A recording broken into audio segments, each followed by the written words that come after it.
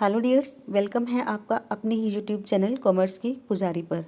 अगर आप चैनल पर नई हैं तो चैनल को सब्सक्राइब कीजिए, वीडियो को लाइक कीजिए और शेयर कीजिए। तो बिना टाइम वेस्ट किए हुए हम करते हैं आज की वीडियो को स्टार्ट। तो हमारी आज की वीडियो का टॉपिक है बैलेंस ऑफ पेमेंट। सबसे पहले देखते हैं कि बैलेंस ऑफ पेमेंट क्या होता है।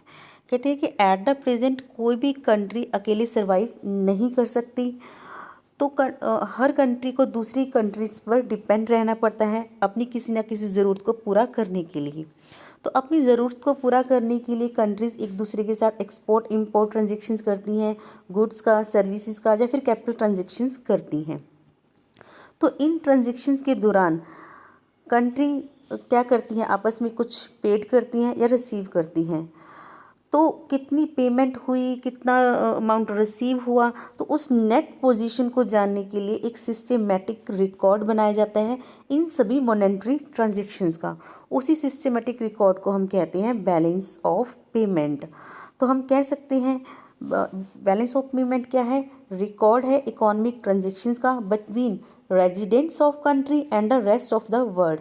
रेजिडेंट्स ऑफ कंट्री जो भी ट्रांजेक्शन्स करते हैं रेस्ट ऑफ द वर्ल्ड के साथ, हमारी कंट्री को छोड़कर अनदर कंट्रीज़ के साथ जो भी ट्रांजेक्शन्स की होती हैं मॉनेटरी ट्रांजेक्शन्स, उसी को बैलेंस ऑफ पेमेंट कहा जाता है। जैसे कि हम कोई एक्सपोर्ट इंपोर्ट कर रहे हैं या फिर बाहर जाकर हम पैसा इन्वेस्ट कर रहे हैं, शेयर्स खरीद रहे हैं, डिबेंचर्स खरीद रहे हैं, या फिर जो फॉरेन में जाकर हम रह रहे हैं और वहाँ से पैसा हम कंट्री में भेज रहे हैं, तो इन सभी ट्रांजेक्शन्स को इंक्लूड किया जाता है बैलेंस ऑफ पेमेंट में। तो देखिए, जो बैलेंस ऑफ पेमेंट है डबल एंट्री सिस्टम के अकॉर्डिंग बनाया जाता है। डबल एंट्री सिस्टम के अकॉर्डिंग क्या होता है, अगर एक अकाउंट डेबिट हो रहा है तो दूसरा अकाउंट क्रेडिट भी होगा। तो हम कह सकते हैं कि बैलेंस ऑफ पेमेंट क्या है, एक स्टेटमेंट है। किसकी स्टेटमेंट है, रसीट्स की एंड पेमेंट्स की, हमारी कंट्रीज़ की दूसरी कंट्रीज़ के साथ over the specific period of time. Specific period of time का मतलब क्या है, बैलेंस ऑफ पेमेंट हम कंप्यूट कर सकते हैं क्वार्टरली भी, हाफ ईयरली भी या फिर ईयरली भी। ज़्यादातर ईयरली ही कंप्यूट किया जाता है। तो ये तो हमारा मीनिंग हो गया बैलेंस ऑफ पेमेंट का। तो बैलेंस ऑफ पेमेंट में हम कौन कौन सी रिसीट्स और पेमेंट को इंक्लूड करते हैं, visible items, invisible items and capital transactions. सबसे पहले है हमारा विजिबल आइटम्स। विजिबल आइटम्स में हम लेंगे फिजिकल गुड्स को। फिजिकल गुड्स जिन्हें हम देख सकते हैं, टच कर सकते हैं, जैसे कि कंज्यूमर गुड्स आए, कपड़े आ गए, जूते हो गए, कॉस्मेटिक का सामान हो गया, मशीनरी है, टेक्निकल इक्विपमेंट, ये सारी होगी विजिबल आइटम्स। तो अगर हम विजुअल आइटम्स में एक्सपोर्ट करते हैं, इंपोर्ट करते हैं, उसे भी हम क्या करते हैं, बैलेंस ऑफ पेमेंट में इंक्लूड करते हैं। उसके बाद है इनविजिबल आइटम। इनविजिबल आइटम जिन्हें हम देख नहीं सकते, टच नहीं कर सकते, जस्ट हम फील कर सकते हैं, जैसे कि सर्विसेज हैं कि सर्विसेज कैसी दी जा रही हैं, तो उसे भी हम बैलेंस ऑफ पेमेंट में इंक्लूड करेंगे। जैसे कि insurance, banking, tourism, transportation, experts की कंसल्टेंसी, जैसे कि डॉक्टर्स हैं, इंजीनियर्स हैं, वो अपनी सर्विसेज दे रहे हैं, ट्रांसपोर्टेशन की सर्विसेज है, अगर सर्विसेज का भी अगर इंपोर्ट किया जा रहा है या फिर एक्सपोर्ट किया जा रहा है, उसे भी हम बैलेंस ऑफ पेमेंट में इंक्लूड करते हैं। नेक्स्ट है कैपिटल ट्रांजेक्शन्स। देखिए, कैपिटल ट्रांजेक्शन में हम क्या गुड्स और सर्विसेज का इंपोर्ट एक्सपोर्ट नहीं कर रहे, इसमें जस्ट क्या है, पैसा ट्रांसफ़र किया जाता है, जस्ट फाइनेंशियल ट्रांजेक्शन्स होती हैं, पैसे का आदान प्रदान किया जाता है, पैसा बाहर भेजा जाता है या पैसा बाहर से आता है। जैसे कि गवर्नमेंट कोई ट्रांजेक्शन्स कर रही है with the government of another countries, government salary पे कर रही है, इंटरेस्ट पे कर रही है, डिविडेंड पे कर रही है, या फिर फॉरेन से हमें इंटरेस्ट मिल रहा है, डिविडेंड मिल रहा है, तो ये सारी आइटम्स को हम इंक्लूड करते हैं बैलेंस ऑफ पेमेंट में। तो हम कह सकते हैं कि बैलेंस ऑफ पेमेंट में हम विजिबल आइटम्स, इनविजिबल आइटम्स और कैपिटल ट्रांसफ़र को इंक्लूड करते हैं। तो बैलेंस ऑफ ट्रेड क्या होता है, बैलेंस ऑफ ट्रेड एक नैरो कंसेप्ट है। बैलेंस ऑफ ट्रेड क्या है, बैलेंस ऑफ पेमेंट का पार्ट है। बैलेंस ऑफ ट्रेड में हम जस्ट फिजिकल गुड्स को लेते हैं। तो बैलेंस ऑफ ट्रेड को हम कह सकते हैं कि एक डिफरेंस है between the value of total imports of physical goods and value of total exports of physical goods. इसमें हम इनविजिबल आइटम्स या फिर कैपिटल ट्रांजेक्शन्स को इंक्लूड नहीं करते, जस्ट फिजिकल गुड्स को ही इंक्लूड करेंगे, जैसे कि मशीनरी है, इक्विपमेंट है, कॉस्मेटिक का सामान हो गया, इन सभी फिजिकल गुड्स को हम इंक्लूड करते हैं बैलेंस ऑफ ट्रेड में। तो बैलेंस ऑफ ट्रेड एक नैरो कंसेप्ट है और बैलेंस ऑफ पेमेंट एक ब्रॉडर कंसेप्ट है। तो बैलेंस ऑफ पेमेंट की कंडीशंस क्या क्या हो सकती हैं? Balance of payment surplus favourable हो सकता है, वो कब होगा? जब एक्सपोर्ट ज़्यादा है, इंपोर्ट कम है। या फिर डेफिसिट और अनफेवरेबल बैलेंस ऑफ पेमेंट कब हो सकता है? जब हम इंपोर्ट ज़्यादा कर रहे हैं लेकिन एक्सपोर्ट कम कर रहे हैं। और इक्विलिब्रियम बैलेंस ऑफ पेमेंट कब होता है? जब हमारा एक्सपोर्ट इक्वल है इंपोर्ट के। तो बैलेंस ऑफ पेमेंट एक समरी है कि हमने कितना एक्सपोर्ट किया, कितना इंपोर्ट किया, कितना रिसीव किया, कितना हमने क्या क्या पेमेंट की। तो ये सभी स्टेटमेंट को ही हम क्या कहते हैं? Balance of payment. तो forms of balance of payment, current account, capital account and overall balance of payment में हम कैपिटल अकाउंट, करंट अकाउंट और यूनिलेटरल ट्रांजेक्शन्स को इंक्लूड करते हैं। तो जैसे कि हमने पहले ही पढ़ा है, balance of payment over specific period of time होता है, एक पर्टिकुलर टाइम को हम लेकर चलते हैं, उस टाइम के दौरान हम बैलेंस ऑफ पेमेंट कंप्यूट करते हैं, जैसे कि क्वार्टरली हो सकता है, हाफ ईयरली हो सकता है या फिर ईयरली हो सकता है। तो वन बाय वन हम इन अकाउंट्स के बारे में पढ़ेंगे।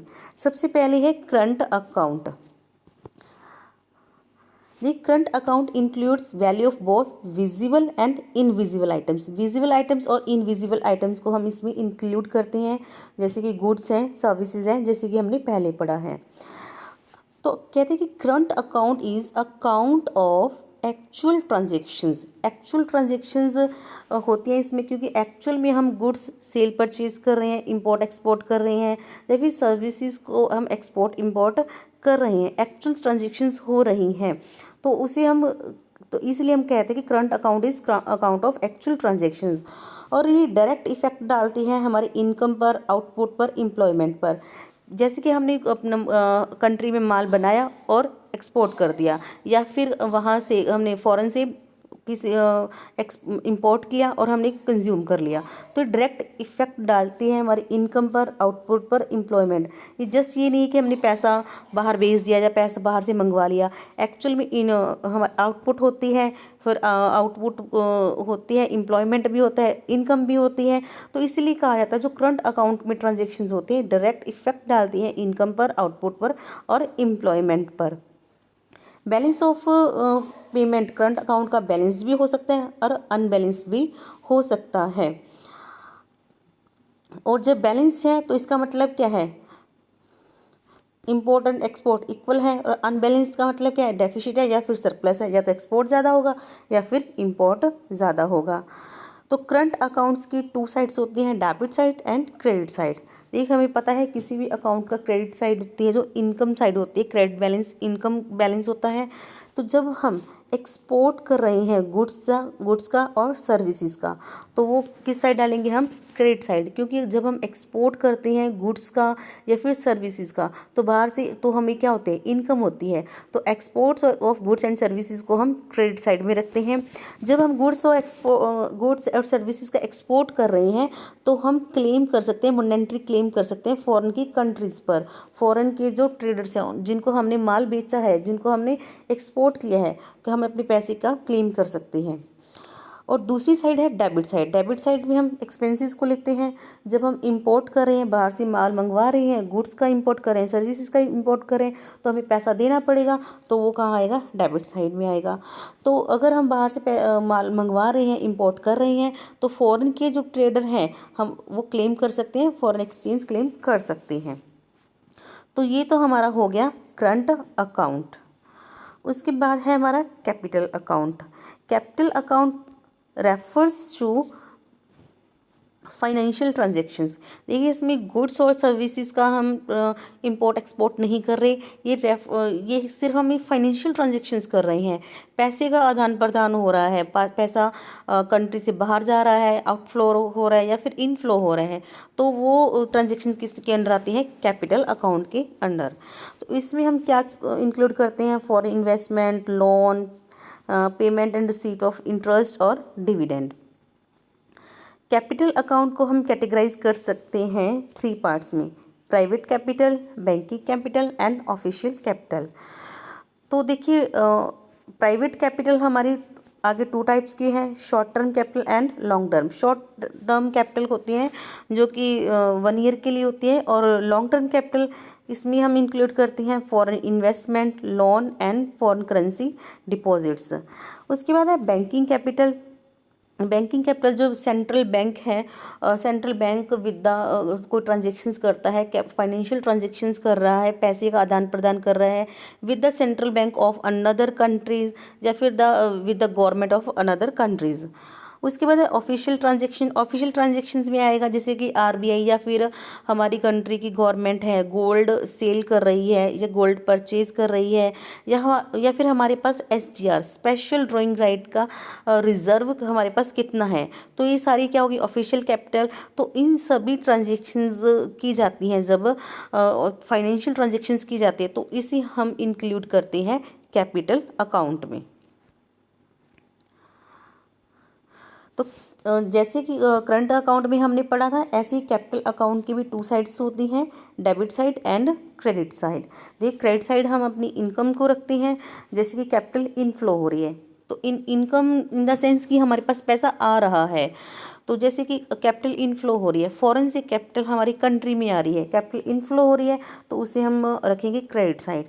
एफडीआई इन होम कंट्री, फॉरेन के लोग आकर या फिर फॉरेन की गवर्नमेंट हमारे इंडिया में आकर इन्वेस्टमेंट कर रही है, फॉरेन डायरेक्ट इन्वेस्टमेंट हो रही है, तो कंट्री में इनफ्लो हो रहा है फॉरेन करेंसी का, तो उसे भी हम इंक्लूड करेंगे क्रेडिट साइड में। फॉरेन गवर्नमेंट लोन, फॉरेन की गवर्नमेंट ने हमें लोन दिया है, तो कैपिटल का इनफ्लो हो रहा है, तो उसे भी हम इंक्लूड करेंगे क्रेडिट साइड में।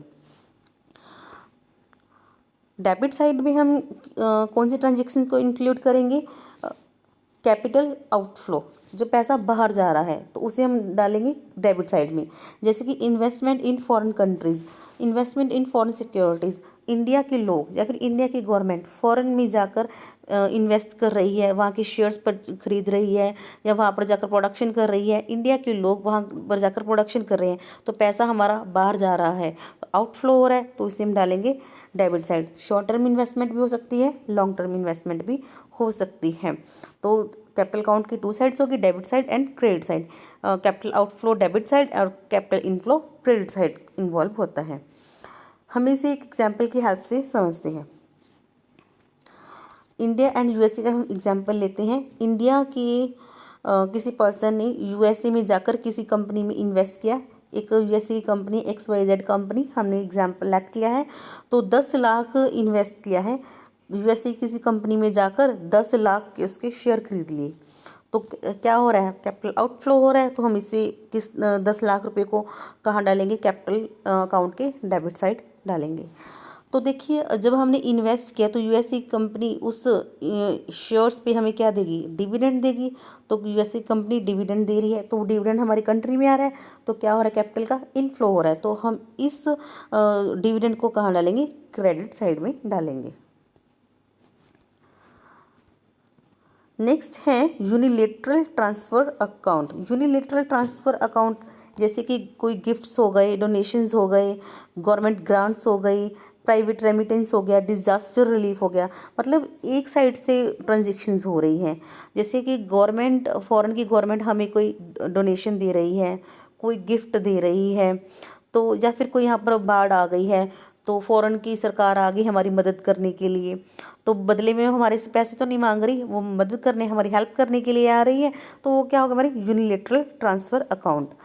कैपिटल अकाउंट और करंट अकाउंट की तरह यूनिलेटरल ट्रांसफर्स की भी हम 2 साइड्स हैं, credit side and debit side.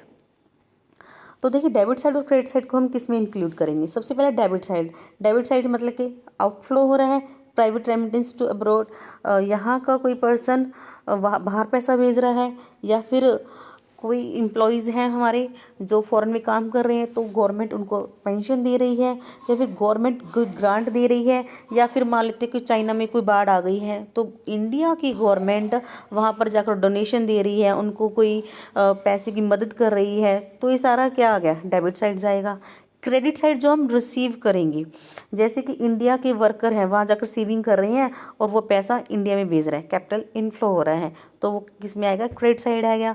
या फिर वहाँ पर उनको पेंशन मिल रही है, या फिर फॉरेन की सरकार हमें कोई ग्रांट दे रही है, हमें डोनेशन दे रही है, तो वो किस साइड आ गया, क्रेडिट साइड आ गया। तो ये हमारी हो गई यूनिलेटरल ट्रांसफ़र अकाउंट। तो बैलेंस ऑफ पेमेंट में हम current account, capital account and unilateral transfer account सभी को इंक्लूड करते हैं।